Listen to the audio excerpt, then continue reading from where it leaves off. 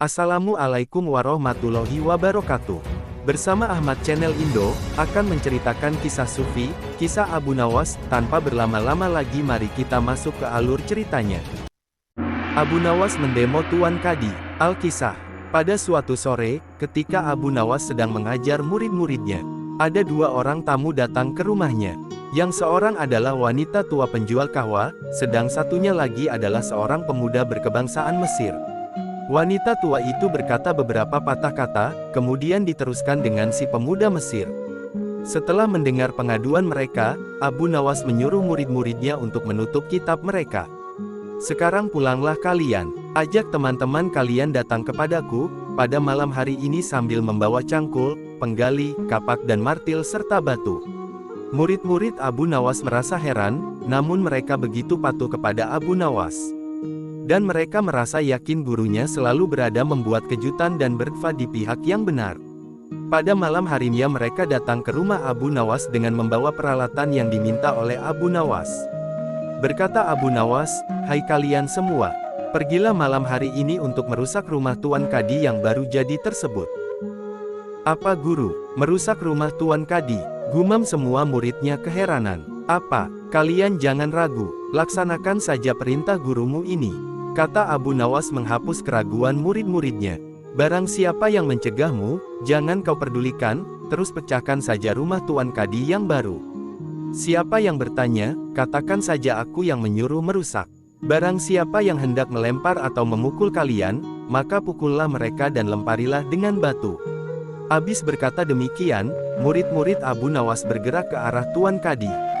Laksana orang yang mau demo, mereka berteriak-teriak menghancurkan rumah Tuan Kadi.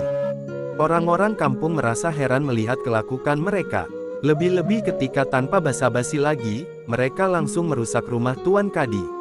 Orang-orang kampung itu berusaha mencegah perbuatan mereka, namun, karena jumlah murid-murid Abu Nawas terlalu banyak, maka orang-orang kampung tak berani mencegahnya. Melihat banyak orang merusak rumahnya, Tuan Kadi segera keluar dan bertanya, "Siapa yang menyuruh kalian merusak rumahku?" Murid-murid itu menjawab, "Guru kami Tuan Abu Nawas yang menyuruh kami."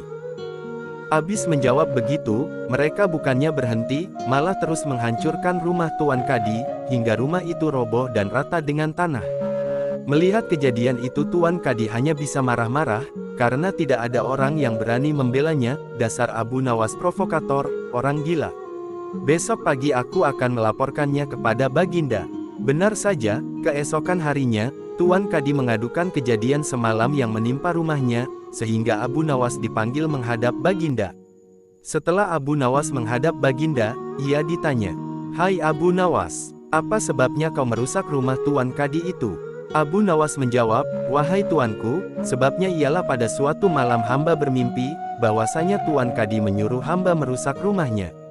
Sebab rumah itu tidak cocok baginya, ia menginginkan rumah yang lebih bagus lagi, ya, karena mimpi itu maka hamba merusak rumah Tuan Kadi."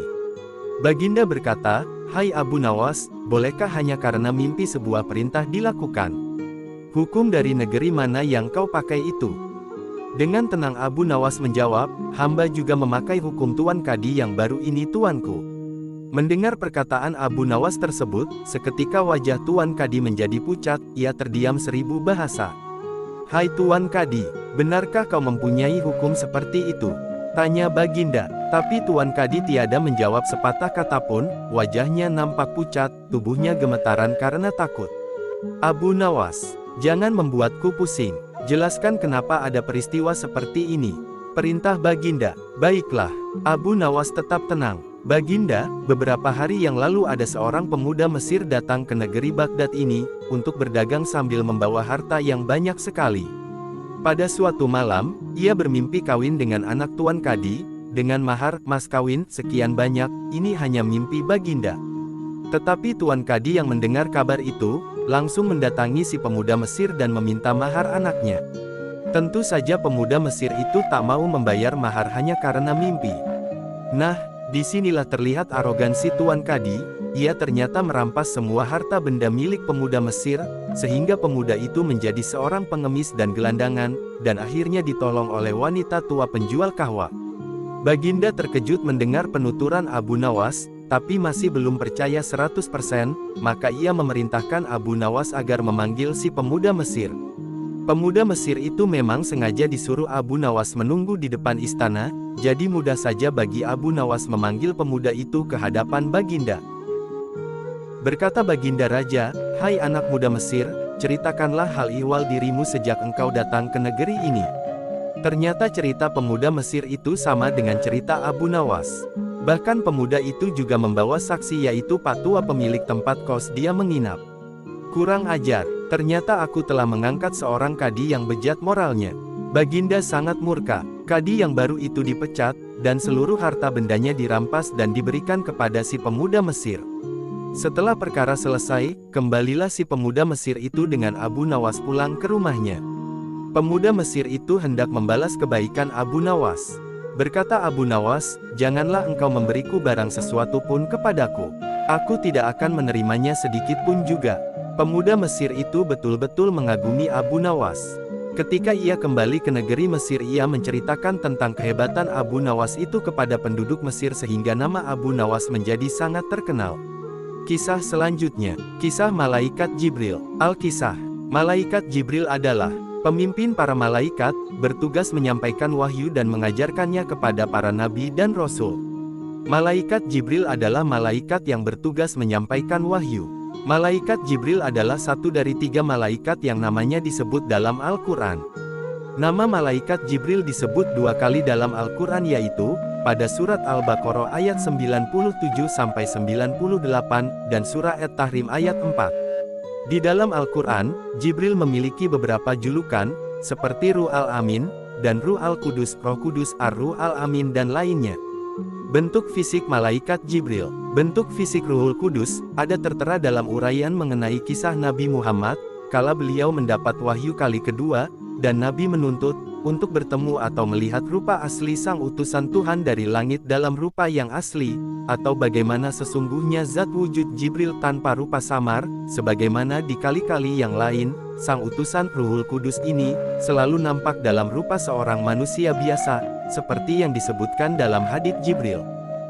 Ruhul Kudus tampak wujudnya dengan 600 sayap, antara masyrik dan maghrib, atau barat timur, sayap dan busana kebesarannya, putih laksana mutiara yang larut, dengan rupa yang begitu elok dan rupawan, dan dengan kekuatan yang dahsyat penuh mukjizat. Katakanlah, barang siapa yang menjadi musuh Jibril, maka Jibril itu telah menurunkannya, Al-Quran, ke dalam hatimu dengan seizin Allah, membenarkan apa kitab-kitab yang sebelumnya dan menjadi petunjuk serta berita gembira bagi orang-orang yang beriman. Barang siapa yang menjadi musuh Allah, malaikat-malaikatnya, rasul-rasulnya, Jibril dan Mikail, maka sesungguhnya Allah adalah musuh orang-orang kafir. Malaikat Jibril adalah malaikat yang menyampaikan berita kelahiran Nabi Isa, kepada ibunya Maryam dan juga malaikat yang menyampaikan Al-Quran kepada Nabi Muhammad. Dalam perjalanan suci Isra, Miraj, sesampainya di pos perjalanan Sidratul Muntaha, malaikat Jibril tidak sanggup lagi mendampingi Rasulullah, untuk terus naik menghadap kehadirat Allah Subhanahu wa Ta'ala. Beliau berkata, "Aku sama sekali tidak mampu mendekati Allah, perlu 60.000 tahun lagi aku harus terbang. Itulah jarak antara aku dan Allah yang dapat aku capai. Jika aku terus juga ke atas, aku pasti hancur luluh."